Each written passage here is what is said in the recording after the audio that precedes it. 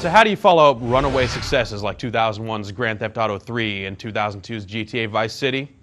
I mean, GTA created the formula and Vice City gave it that sense of style. But San Andreas takes the series to a new level by taking the action statewide and providing a delirious amount of variety in its gameplay.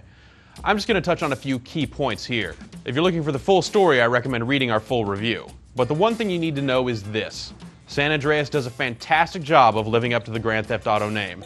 In fact, it's arguably the best in the series.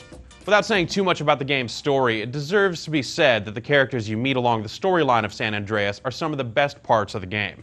They're terrifically portrayed by a skilled cast of voice actors, and they lead you down a number of really memorable storylines throughout the game.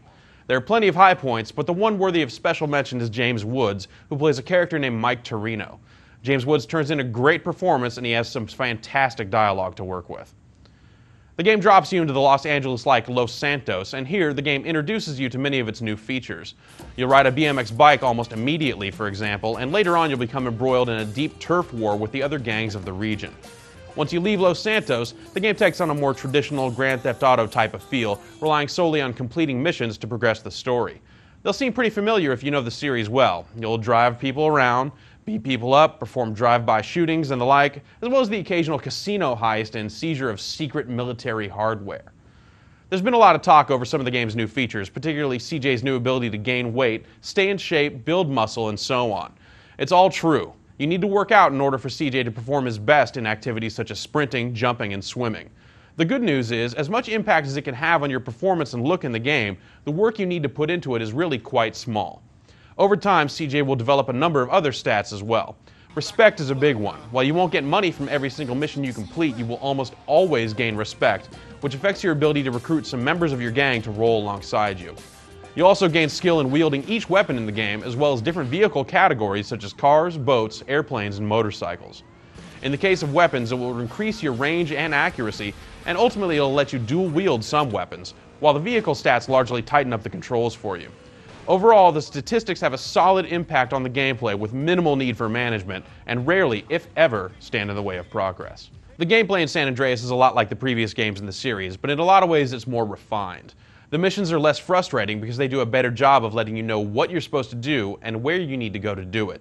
The main story arc is lengthy, and just sticking to the main plot will sign you up for a 30 to 35 hour experience. If you're one of those people that just like to learn the cheat codes and cause as much chaos as possible, San Andreas has a lot to offer you as well, though you should probably try to progress in the story far enough to open up the bridges that connect the game's three cities. The PlayStation 2 isn't getting any younger, and neither is the engine that powers San Andreas, but the developers have managed to squeeze out a little more power here, and the resulting product looks pretty fantastic. A number of effects, from the heat wash of a dry sunny day to the gritty film grain look of a rainy one, do a lot to set apart the game's three primary locales and the outlying territory in between.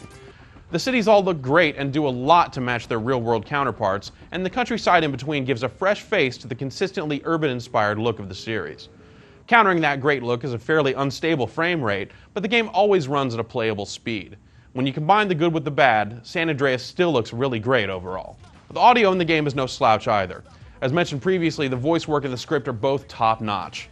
While the in-car radio soundtrack isn't quite as inspired as that of Vice City, it has a number of high points, such as the hip-hop station in the city of Los Santos. Other sounds, such as the prattle of pedestrians around the city, the unique sound of each vehicle's engine, and the satisfying sounds of gunfire, all round out the game's audio quite well. Historically, games that have tried to do a million things tend to just end up as a disorganized mess. San Andreas, however, manages to pack in a lot of varied action, and better still, it does almost all of it really, really well. The story is great, the characters are memorable, and above all, it's just insanely fun to play. To sum it all up, Grand Theft Auto San Andreas is a thrill ride that shouldn't be missed.